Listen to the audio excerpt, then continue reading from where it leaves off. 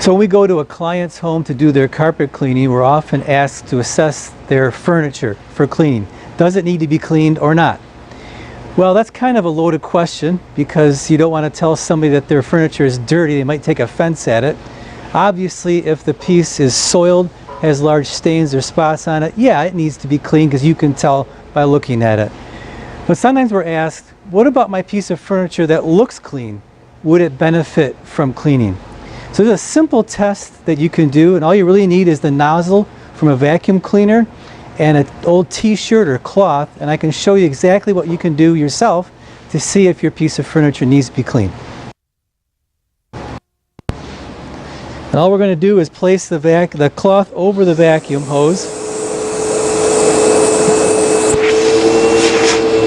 like so.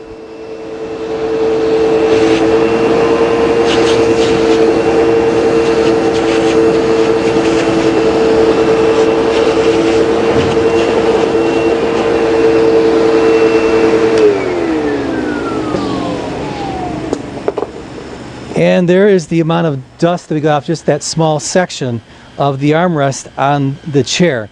So it's a club chair that didn't look dirty, but it does have some visible soil that we're able to get out, just dry dust.